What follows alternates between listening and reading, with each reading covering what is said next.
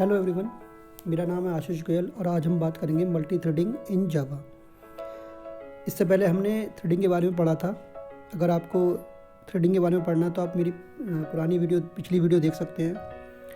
और अगर आपने मेरा चैनल अभी तक सब्सक्राइब नहीं किया है तो प्लीज़ उसे सब्सक्राइब करें। चलिए आइए पढ़ते हैं हम मल्टी थ्रेडिंग के बारे में। What is multi threading? हमने लास्ट लेक्चर में पढ़ा था कि thread is a lightweight programme.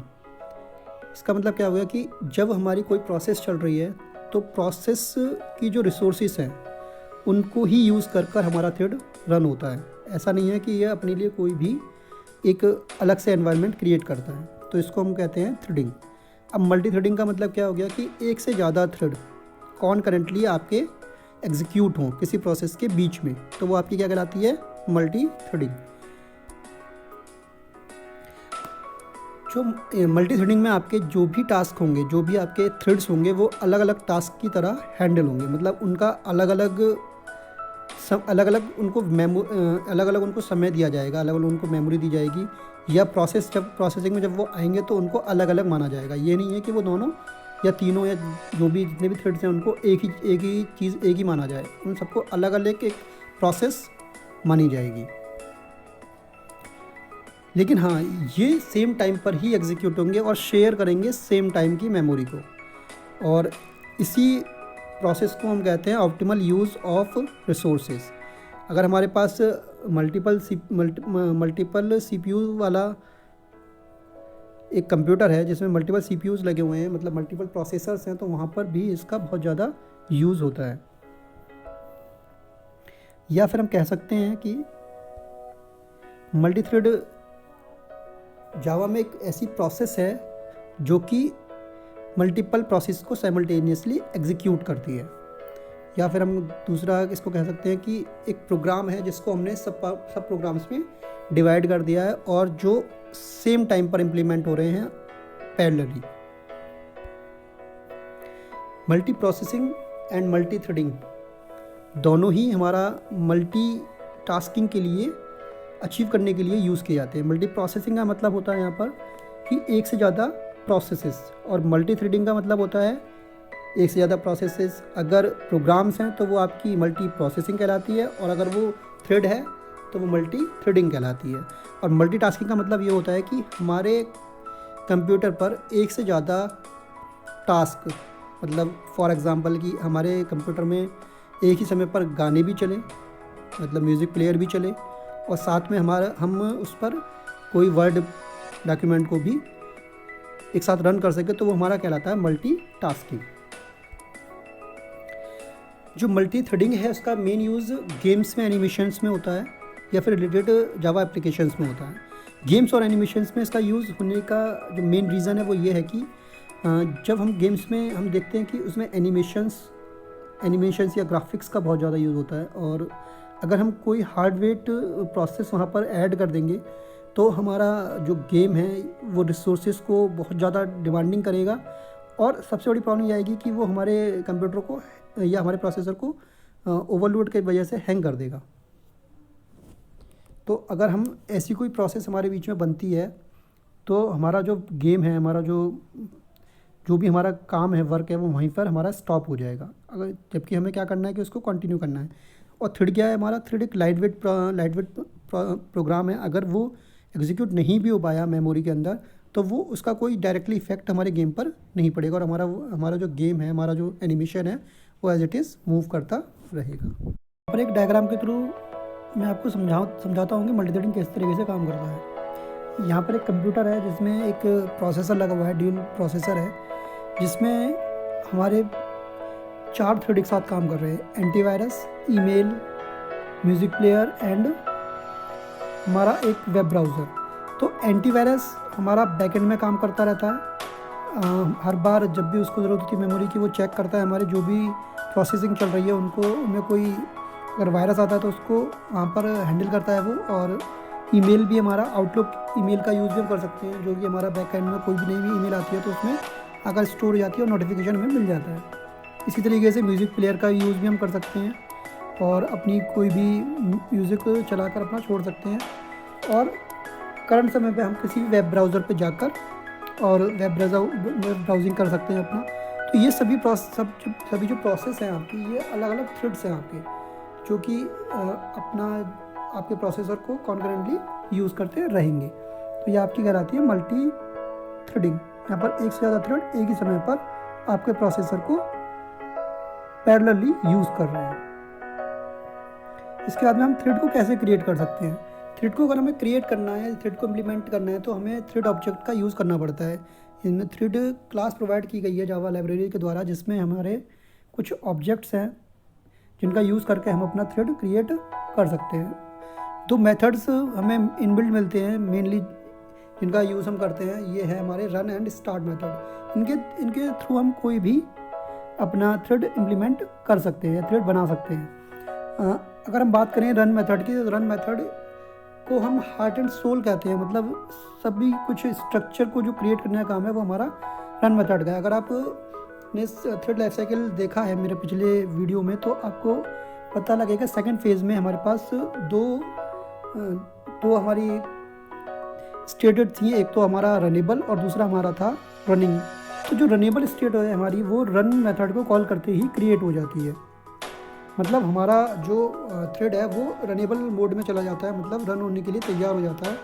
जैसे ही प्रोसेसर फ्री होता है वो हमारा स्टार्ट हो जाता है। तो हम यहाँ पर जो रन मेथड है वो ही हमारा पूरा स्ट्रक्चर क्रिएट करता है। उसके बाद में देखिए, जैसे मैंने कहा कि it makes entire body of the thread, ये पूरी बॉडी को क्रिएट करता है, उसकी जो भी हमारी आगे का जो प्रोसेस है वो होने के लिए, तैयार करने के लिए। उसके बाद में हमारा रन मेथड इनिशिएट करता है with the help of start method. जो रन मेथड है हमारा, वो इनिशिएट होता कब है, जब हम स्टार्ट मेथड को कॉल करते हैं। जब स्टार्ट मेथड को हम कॉल कर देते हैं तो हमारा रन मेथड एग्जीक्यूट होने लगता है, मतलब हमारा रन जो प्रोसेस है वो हमारा रनिंग मोड में जाकर स्टोर हो जाती है, चल जाती है। Method to create a thread, दो मेथड है हमारे पास थ्रेड को क्रिएट करने के लिए। सबसे पहले क्या, या तो हम एक्सटेंड कर दें अपनी थ्रेड क्लास को अपनी क्लास के द्वारा, या फिर हम इम्प्लीमेंट कर दें रनेबल इंटरफेस। दो तरीके से हम अपने क्लास के साथ में थ्रेड को ऐड कर सकते हैं, या तो हम थ्रेड क्लास को एक्सटेंड कर लें या फिर रनेबल इंटरफेस इम्प्लीमेंट कर लें अपना। तो सबसे पहले हम बात करते हैं थ्रेड क्लास को एक्सटेंड कैसे करेंगे और इसका किस तरीके से ये काम करता है। यहाँ पर हमारे पास होता क्या है कि अगर हम अपनी क्लास में थ्रेड क्लास के मेथड्स को इनहेरिट कर ले, तो हम अपनी क्लास में उसको कॉल कर लेंगे। अगर हम अपनी क्लास का ही एक ऑब्जेक्ट क्रिएट करेंगे, क्योंकि हमने एक्सटेंड कर रखा है, और एक्सटेंड करी हुई चीज़ का मतलब इनहेरिट की हुई चीज़ जो भी होती है, अगर हमारे साथ हमने कोई चीज़ इनहेरिट की है तो हम अपने क्लास के मेथड से ही उसको कॉल कर सकते हैं। तो हम अगर स्टार्ट मेथड को कॉल करेंगे तो हमारा जो थ्रेड है वो ऑटोमेटिकली कॉल हो जाएगी, क्योंकि वो क्लास हमारे द्वारा इनहेरिट की गई है। देखिए इसका एग्जांपल यहाँ पर क्लास है मल्टी, जो कि थ्रेड क्लास को एक्सटेंड कर रही है। एक्सटेंड का मतलब एक्सटेंड इज़ ए कीवर्ड जिसका यूज़ हम किसी भी क्लास को इनहेरिट करने में करते हैं। तो यहाँ पर थ्रेड क्लास को हमने इनहेरिट किया है अपनी क्लास मल्टी के साथ, और मल्टी के पास में एक फंक्शन है रन, जो कि जिसका यूज़ हम कर रहे हैं कि ये दिखाने के लिए कि यहाँ पर थ्रेड हमारा रन हो जाएगा। ये रन मेथड हमने डिक्लेयर किया है थ्रेड क्लास का। उसके बाद में एक पब्लिक स्टैटिक वॉइड मेन लगाया, इसके अंदर हमने अपनी ही क्लास का एक ऑब्जेक्ट क्रिएट किया है। यहाँ पर हमने मल्टी क्लास है, इसका मल्टी क्लास का एक ऑब्जेक्ट क्रिएट किया है हमने, multi T1 equal to new multi. तो हमारा ऑब्जेक्ट इनिशिएटेड हो गया। मतलब अगर हम इस क्लास के ऑब्जेक्ट से थ्रेड क्लास के या थ्रेड के ऑब्जेक्ट को, थ्रेड क्लास के मेथड्स को कॉल करते हैं जो हमने इनिशिएट किया है मल्टी क्लास के अंदर, तो वो भी हमारा क्या हो जाएगा, रन हो जाएगा। हमारा स्टार्ट मेथड यूज़ होता है हमारे रनिंग मेथड को कॉल करने के लिए, थ्रेड के रन मेथड को कॉल करने के लिए। तो यहाँ पर हमें T1 डॉट स्टार्ट जैसी मेथड हमने कॉल किया तो हमारा जो रन मेथड था वो कॉल हो गया। देखिए यहाँ पर ये आपका इस तरीके से वर्क कर रहा है। इसको हमने क्या करा, एक्सटेंड कर लिया। इसका जो आउटपुट आएगा वो आएगा थ्रेड इज़ रनिंग। तो हमने यहाँ पर स्टार्ट मेथड से थ्रेड क्लास के रन मेथड को कॉल करा लिया, जबकि हमने इसको डिक्लेयर किस में किया है, मल्टी क्लास में डिक्लेयर किया है। तो मल्टी क्लास के ऑब्जेक्ट के थ्रू हमने थ्रेड क्लास को एक्सटेंड करके इनहेरिट करा लिया। इसके बाद में हम बात करते हैं दूसरा तरीका हमारा रनेबल इंटरफेस। रनेबल इंटरफेस में क्योंकि हम एक्सटेंड नहीं कर रहे हैं थ्रेड क्लास को, तो यहाँ पर हम थ्रेड क्लास के ऑब्जेक्ट को हमें अलग से बनाना पड़ेगा। हमारे क्लास का ऑब्जेक्ट थ्रेड क्लास का ऑब्जेक्ट की तरह ट्रीट नहीं होगा। तो हमें यहाँ पर क्या करना पड़ेगा कि हमें एक ऑब्जेक्ट थ्रेड क्लास का एक्सप्लिसिटली क्रिएट करना पड़ेगा, जिसका यूज़ हम उस क्लास के रन मेथड को कॉल करने के लिए करेंगे। देखिए यहाँ पर तो हम पास ऑब्जेक्ट में पास करेंगे अवर क्लास, हम अपनी क्लास को पास करेंगे उसमें, जिससे कि हमारा जो इम्प्लीमेंट होता है, इम्प्लीमेंट का मतलब वो इंटरफेस है, इंटरफेस में अपनी क्लास का एक ऑब्जेक्ट प्रोवाइड कराएंगे जिससे उस क्लास का रन मेथड एग्जीक्यूट होगा। देखिए कैसे काम करेगा ये, इसको भी हम समझाते हैं एग्जांपल के थ्रू। यहाँ पर अब देखिए कि हम यहाँ पर हमने मल्टी इम्प्लीमेंट्स रनेबल किया है, ना कि हमने यहाँ पर मल्टी एक्सटेंड रनेबल किया है। तो यहाँ पर हमने इम्प्लीमेंट किया है, रनेबल इंटरफेस है हमारा एक, जिसको हम इम्प्लीमेंट ही करेंगे। यहाँ पर आपके पहले से कुछ मेथड्स होंगे जो कि अनडिफाइंड होंगे, केवल डिक्लेयर्ड मेथड होंगे जिनका यूज़ हम अपनी क्लास में कर सकते हैं। तो यहाँ पर हमने एक रन मेथड क्रिएट किया, फिर दोबारा से जैसे उसमें क्रिएट किया था, लेकिन यहाँ पर क्या है, ये इम्प्लीमेंटेशन कर रहे हैं इसका हम, या इम्प्लीमेंट कर रहे हैं इसको। तो यहाँ पर हमने क्या काम किया, मल्टी क्लास का एक ऑब्जेक्ट क्रिएट किया एम, और इसको हम थ्रेड क्लास के एक ऑब्जेक्ट, हमने यहाँ पर थ्रेड क्लास का एक ऑब्जेक्ट क्रिएट किया और उसमें हमने एम को प्रोवाइड करा दिया। अब यहाँ पर ये ऑब्जेक्ट इनिशिएटेड हो गया एज ए थ्रेड। अगर हम थ्रेड क्लास के ऑब्जेक्ट से स्टार्ट मेथड को कॉल करेंगे, जो कि हमारा थ्रेड का एक स्टार्ट मेथड है, तो ये हमारा प्रोग्राम यहाँ पर फिर दोबारा से रन हो जाएगा। तो यहाँ पर हमने जो हमारी क्लास का ऑब्जेक्ट है उसको एज ए हमने थ्रेड क्लास के लिए, अब थ्रेड क्लास में हमने उसको एज ए आर्ग्यूमेंट पास करा दिया, जिसकी वजह से हमारा जो भी इंटरफेस था वो उसको एज ए ऑब्जेक्ट क्रिएट करने लगा और हमारा प्रोग्राम रन हो गया। तो इस तरीके से हमारा दोनों तरीके से हम अपने थ्रेड क्लास को यूज़ कर सकते हैं अपने क्लास के साथ में। Thank you very much for watching this video.